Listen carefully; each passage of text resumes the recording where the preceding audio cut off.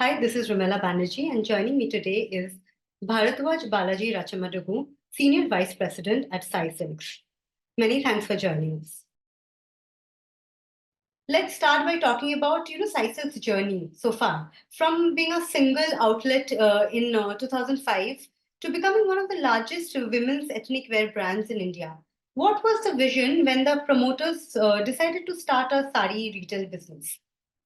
Okay, so the story basically dates back into 2002 to 2003. The idea was it was all Mr. Prasad Chalavati's brainchild. So he was working in America with SAP, and he was a software engineer doing good for himself. But his parents and his background has always been business, and they used to come from Vijayawada. So that's where they're actually from. So though he had high aspirations to do something big in life in America, at the base of it, he was always grounded to come back to India and start a business chain of his own. So he understood how these markets have been happening, and during that time, what happened was India was in that retail boom. So when we had to work on which vertical of retail we wanted to bet on, he understood that especially in the South Indian ecosystem, in South Indian diaspora, people spend a lot of money in terms of weddings, occasions.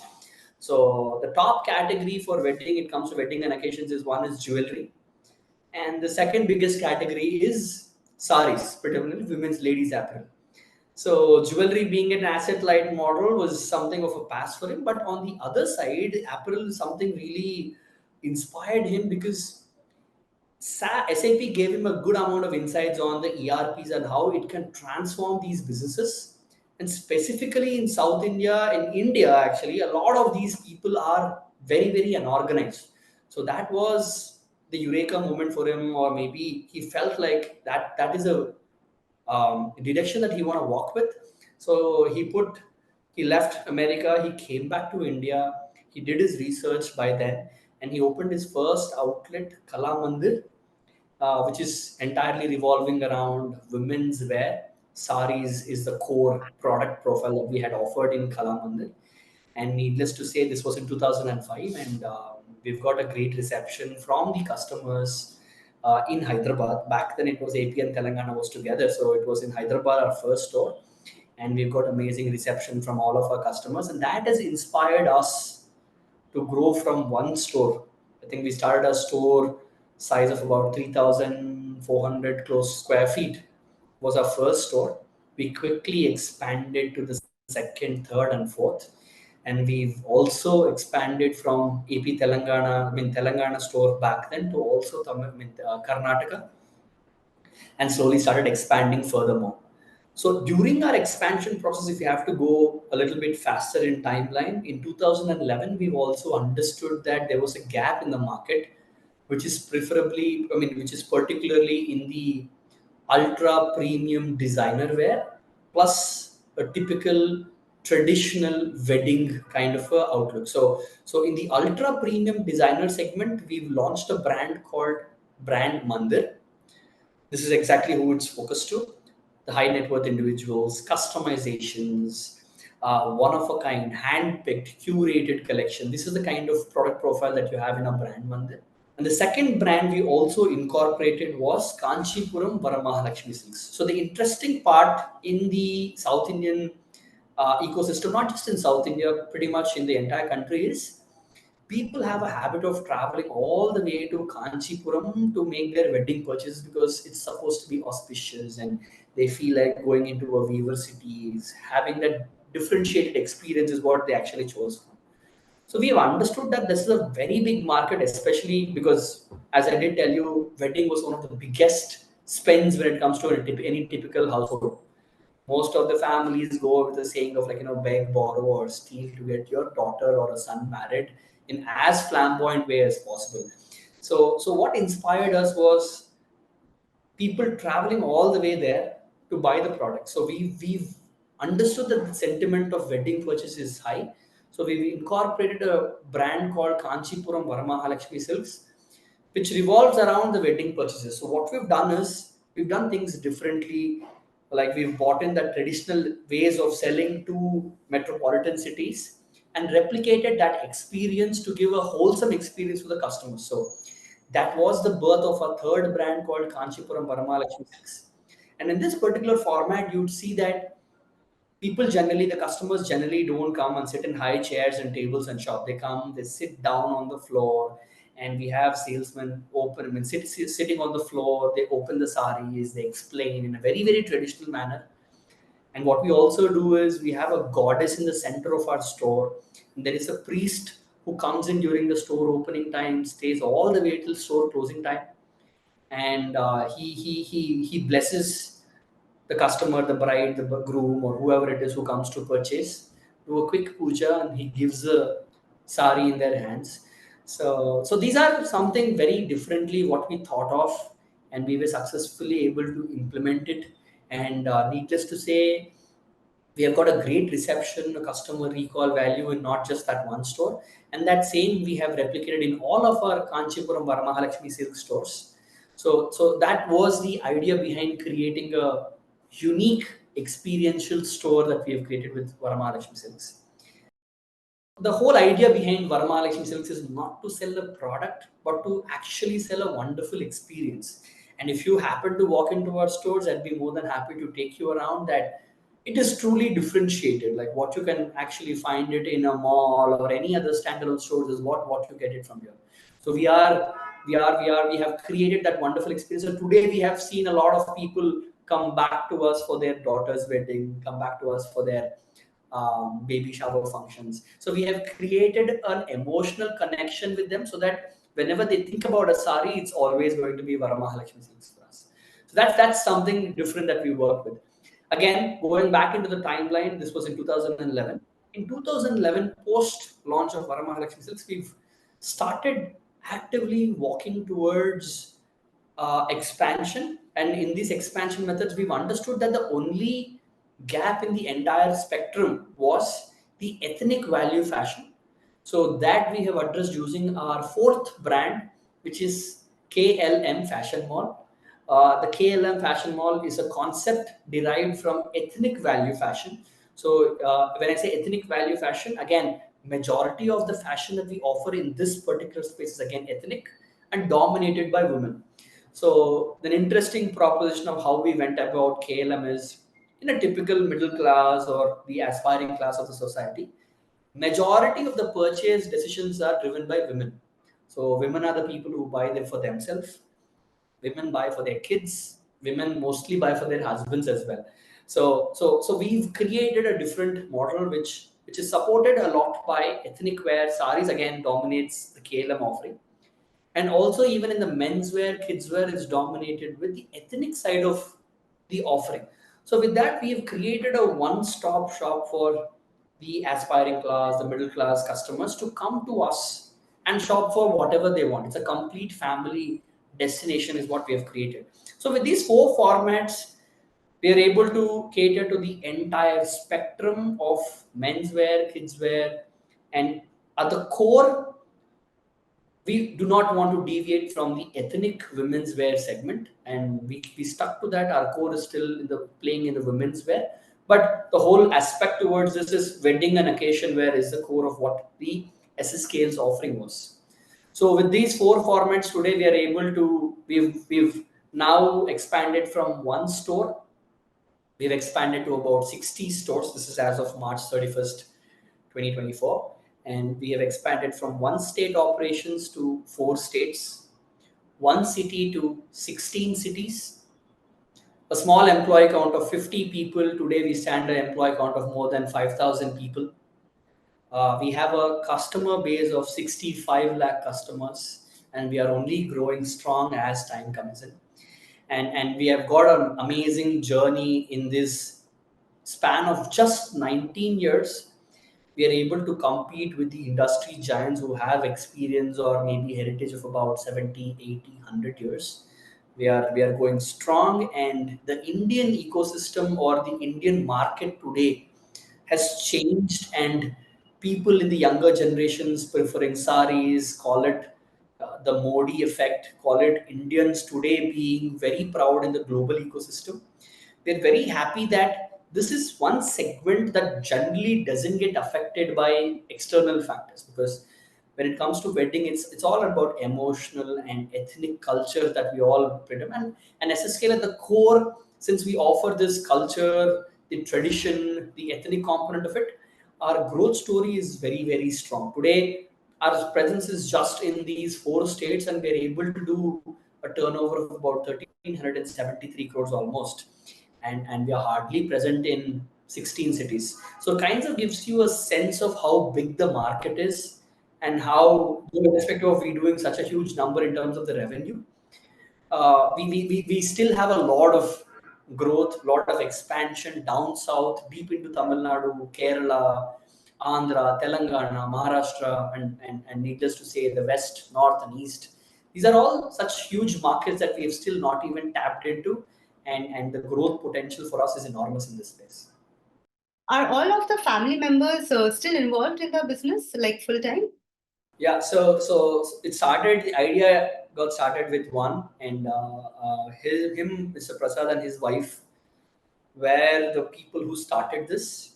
As we grew, we had all the family members, because he has 2 brothers and 3 brother-in-laws. So today it's a group of 6 families, men, women. Everybody has a role to play. They actually handle different parts of the business. Again, we've grown one step at a time. We do not have any private equity, external funding that we have taken during the course. So whatever we have achieved, it was a slow growth, calculated growth. And during these times, we had all of the family members trying to help us handle different segments, different sections, different zones, different verticals of the business.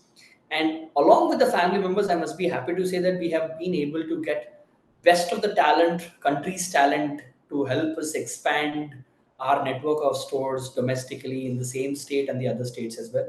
So, to your question, yes, it's a family of about 6 families, and husbands and wife actually have important role to play.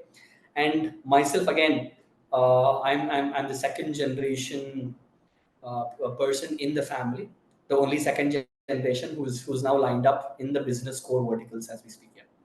So, your first store, Kalamandir in Hyderabad, was targeted at the middle class income segment. How did the management decide to venture into premium or even fast fashion value segment? If you could take us through the story behind that. So typical what happens in a store is Kalamandir, when we initially launched, we had all kinds of customers coming into our Kalamandir store. So a customer who has a budget of about 1,000 rupees versus a budget of about 1 lakh rupees, more or less everybody used to come into this one store. And as a company, you have to have a differentiated experience and customer services on how you treat this versus that. And that's something we've understood that it has to be a very, very differentiated experience. The entire product range is different, so we were not able to offer everything under Kalamandir brand. And that was the reason why we had to split that Kalamandir format to being into middle class segment. And then we went with the high network, which is a brand Mandir, which is curated customer saris, like one of a kind designer saris. So today, if you see, a designer label and a value fashion label has to be treated very, very differently. The moment you put everything together, doesn't actually gel. So the same thing is what we have also adopted to. So now we have split that thought process from the customer, and we have created a wonderful experience. And if you walk into one of our stores, you'd be able to see the difference day and night. What you can expect out of this value fashion mall store versus what you expect out of a Varamahalakshmi store is very differentiated. So the concept of having a goddess in the center of a store is very, very new, right? So that is what we've aced. And what you get in a value fashion mall is typically glitzy, glamorous, with a lot of LEDs and very, very pop colors, what you can get, versus the other store, which is very traditional. You have hand painted artwork over the walls. You have even if you walk into one of our stores, you'll see the smell that you get in a store is like burnt camphor, like what you can get in a typical temple, or the kind of things that we do in a temple is like, the kind of audio that you get in a store is like, the slow divine music versus a KLM, all pop music, trendy, youth oriented music. So it's a very, very differentiated experience, and that's what we've actually done. Each and every brand has very unique experiences and very different product offerings catering to different target groups, and that was why we had to split that one Kalamandir to two other formats or three other formats. So, what's next for the company? Which segments or markets do you plan to expand into in the next phase of growth? So, as I did tell you, our 60 stores today only come from 16 cities. If you take Hyderabad alone, I think we have about 23 stores. If you take Karnataka, just in Bangalore, we have about 11 stores. Andhra has a distributed network, and now we are expanding deep into Tamil Nadu. Tamil Nadu as a market is very huge. So, that one state stands at the top of the entire country's chart in terms of the consumption of saris. So this report, we have got this report done by Technopack during our IPO, and we've understood that Tamil Nadu has a huge potential. And not just through the report, we also had two store presence. So when we went back in 2011, our first store was in Bangalore, and we've opened one other store in Kanchipuram.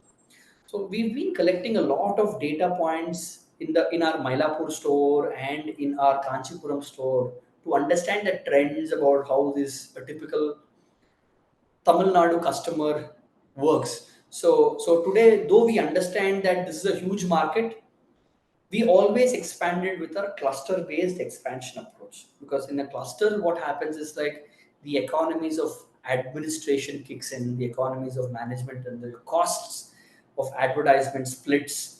There are a lot of advantages when you go in a cluster model, and we have expanded in a cluster based expansion approach only. And today I think last 2 years onwards we have put our entire focus and energies in expanding deep into Tamil Nadu, and we started that journey. We currently are about 9 stores in Tamil Nadu, and our goal is to expand about 15 to 18 more stores in Tamil Nadu and slowly expand more into Kerala, Karnataka, and the other parts of AP and Telangana as well. So once this territory is something we have got a decent exposure, then we'll start moving towards the other regions such as Maharashtra, Kolkata, Delhi, Mumbai, and things like that. At this point of time, in the near future, for the next 1.5 to 2 years, our focus is to go deep into Tamil Nadu and South India. But don't you think Tamil Nadu is a tough market? There are legacy players like Nalli and Pothys. How do you plan to penetrate that further? See, so to your question, we're already there. So our history in Tamil Nadu has been 10 years. I mean, sorry, I think it's 11 years now. 2011. Yeah, I'm sorry, 13 years now. Apologies. So in these 13 years, I think we are competing with all these names, all kinds of competition that you have actually named. Not just them, we have got unorganized, organized. We now, the new age competition is in the likes of Tanera, Avantra. All kinds of competition is what we have seen in our 13 years of experience in Tamil Nadu. Today, we are only strengthening our presence of what we had. And in this, one of the key things that we have been able to achieve is the brand loyalty, the brand value, the customer recall value, what a typical customer would want, is what we are able to replicate. So, if you see our brand, it's called Kanchipuram Varamahalakshmi Silks. It's not just Varamahalakshmi, it's called Kanchipuram Varamahalakshmi Silks. So, we are treated as a Kanchipuram brand expanding deep into South India, not a Karnataka, not an AP, or not a Telangana based brand going seeds. So, we are trying to be local, irrespective of the fact that we are expanding beyond our core market of AP and Telangana. So that was the entire marketing activity is revolving around that, the kind of experience, Tamil speaking staff, everything is curated based on the customer preferences. Not just the marketing activity, even the product profile as well. So today, SSKL's strongest USP is our data and our backend systems that we have been able to develop over the course of time. From 2011 onwards, we have taken a considerable effort in building our own systems, tools, and technologies in place. And today we are able to have the entire backend, call it ERP, point of sale, a layer of data intelligence, artificial intelligence, machine learning. All of these things are completely homegrown, and we have customized this to the needs and the likes of our business. And that is what is helping us take accurate decisions in any area we expand to, and especially in Tamil Nadu.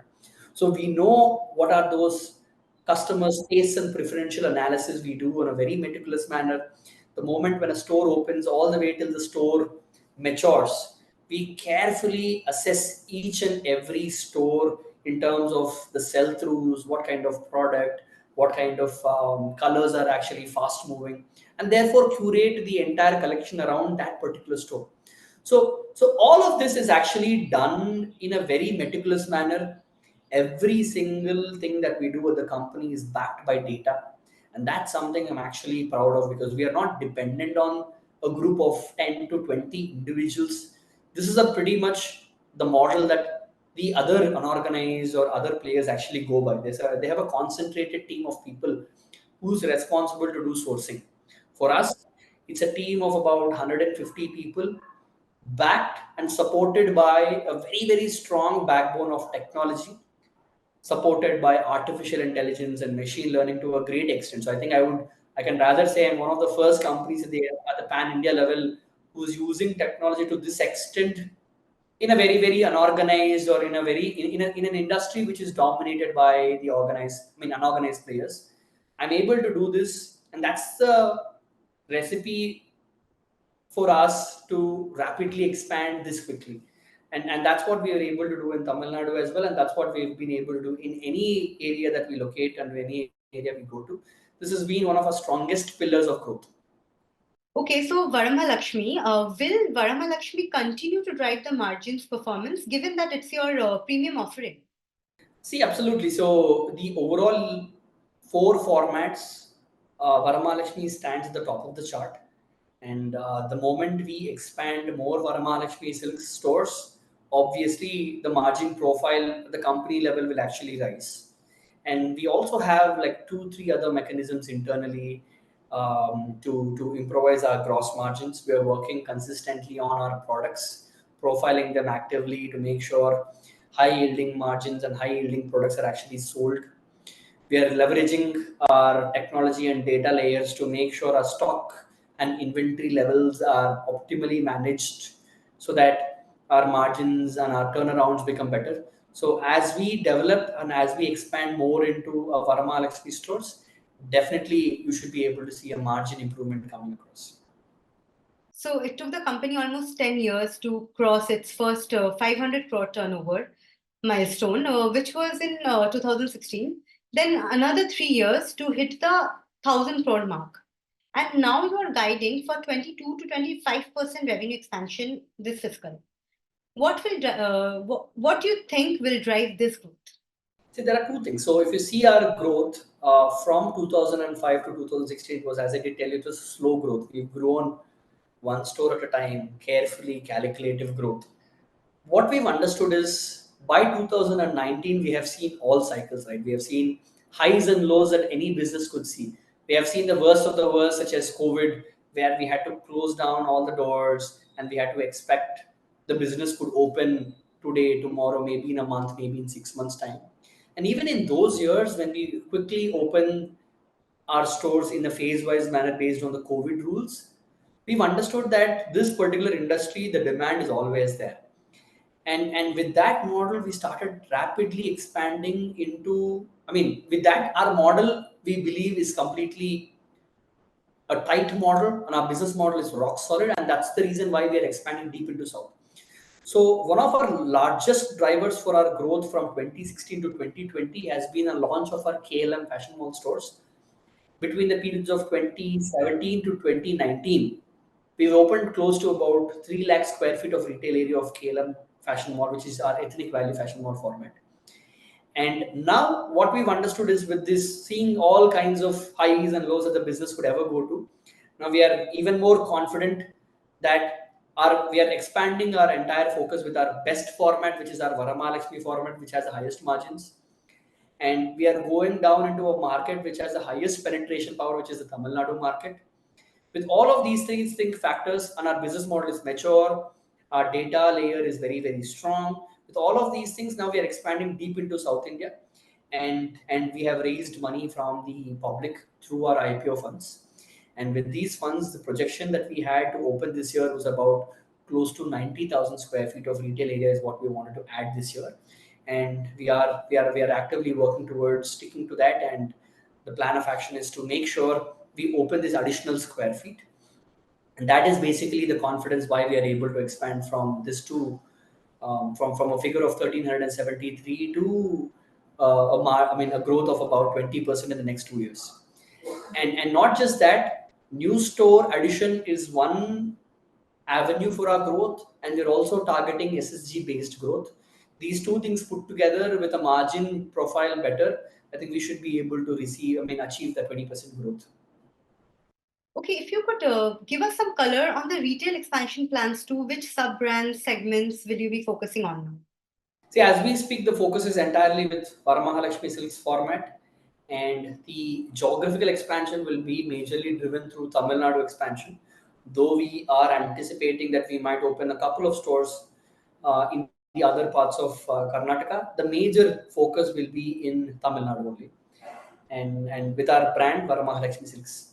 Because if you see, a typical consumption pattern of Tamil Nadu market is majorly with silk, and Varamahalakshmi Silks exactly offers that core product profile that what a typical consumer in that geographical region wants. And it's a perfect synchronization. As we know, we have already added like about 5 stores post last year, and all of these stores we are able to get good reception from our customers. The customer recall value is good. The store experience and whatever the customers want, we are able to give that. And this is what we will be continuing for at least for the next 2 to 3 fiscal years. Let's talk about the working capital situation. You have been buying products directly from weavers without any funding assistance. Weavers manage their own working capital, so that would imply high interest costs for you, right? How is the company planning to address that? Uh, what is the impact seen on margins because of that? So a quick insight is we work with more than 4,000, 4,500 weavers in any given year, and our products are sourced from more than 100 cities. See, in this business, especially driven by saris, as you rightly pointed out, there are a large number of people who we have to source from, and each and every product has to be sourced from that particular cluster, that particular origin itself. There's no one centralized manufacturing setup that this industry dominates. And this is the reason why, with our data that we capture based on the historical sales, what we do is that we give this feedback to our weavers and vendors across the country, and we get our products manufactured based on our needs. So we have a good control over the entire supply chain to make sure the products that we source are based on what we need. And obviously, when you are trying to work with weavers who are weavers and vendor level who are not economically advanced or progressive, we do not want to give any advances or any raw material. So what we rather do is that we let the weavers themselves work on their own and come to us with a final product, and we pay them. And to your point, yes, absolutely right. When you go ahead and not work and finance their working capital, obviously that will have an impact in the overall ecosystem. And that's the model that we work with, is because you there's a chance that because these raw materials or these advances or these are as good as cash, and because you're working with such high number of weavers and vendors, it becomes extremely risky from the company's standpoint to manage these weavers at a large scale, especially when it comes to finances. So to mitigate that, we have done two things. One is we have brought in a concept of master weaver. So master weaver is nothing but a weaver himself who has 10 to 15 weavers under him, and he works with us directly to make sure our production cycle and our supply chain cycle is not interrupted. Second thing is, our payment cycle is in a way where we also had to capture the finance costs that the weavers and vendors actually happen. So now what the idea that currently is going on is we wanted to improvise the purchases and the working capital cycle, and give the credit, I mean, give the pay the weavers in advance and get the cash discounts in place. So that's also one of the factors why I mentioned that the margins will actually improvise. So whatever we try to do, we are trying to work with our weavers in a way where we pay them in advance, make sure that the interest costs are not being pushed on the product in itself, and therefore what happens is like we get a direct benefit to the company in terms of improvising our gross margins. So that's a work in progress. We've already started walking towards improvising our credit cycle with our viewers and vendors, and our negotiations are already in place, and we are able to get some sort of a cash discount and volume discounts to a great extent, and that will actually have a direct impact on our P&L on our balance sheets. It is going to be a year since you got listed in September. How has it been for Sai Silks since the IPO? And what should investors expect in terms of performance, growth, and management over the next few years? If you could take us through some big picture goals that have been laid out for the company. So yeah, I think first of all, I think we've listed September 29th. I think it's not been a full year yet. I think we are around 8 months approx. So we will be completing 1 year anniversary probably by end of September. So that's in terms of timeline. But overall, what we've promised the team is promised our investors is that we will be additionally expanding our retail footprint deep into Tamil Nadu. And as I did mention in my earlier points as well, Varamahalakshmi is going to be the brand that we are actually expanding deep into South. And currently we are at about 6.5 lakh square feet approx. The idea is in this year we should be able to add another 90,000, and the year later another 50,000. The vision that we have is, though we have a great potential in North, East, and West, we want to complete our South India expansion and then move into other geographies. In terms of capabilities, I think we, with our 4 brands, we are able to as provide the entire spectrum of offering. And the ethos behind SSKL's entire offering is to operate in the wedding and occasion in the women's space, especially. So that stands strong. And with the certain factors of addition of new stores, our revenues are generally going to rise. We generally don't give out a forward-looking number in terms of the revenue, but a 90,000 square feet addition this year is what we can expect. And the year later, we should be able to add another 10% of a retail area expansion in the year later. And we have gross margins that we are planning to improvise as we add more Varamahalakshmi stores. Plus, we are working with our viewers and vendors to work our efficiencies kick in. And we have great tools and technologies in place that can help us take to where we are versus where we want to be. The good part is the entire country today is moving towards going back into your roots. Ethnic is something that people are now very, very proud of. And we Indians are very proud to be represented on call ourselves Indians in a global picture. All these are a few tailwinds that this industry is always going to grow.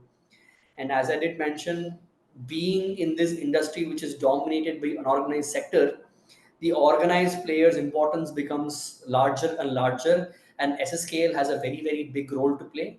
And we are all geared up to make sure our presence is actually loud and clear to contribute to India's $1 trillion economy, $5 trillion economy, and to be the third biggest economy. I think we will play a big role and most important role and a very responsible role to contribute our little part to the country. Okay, with that, we'll end the discussion here. Many thanks for joining.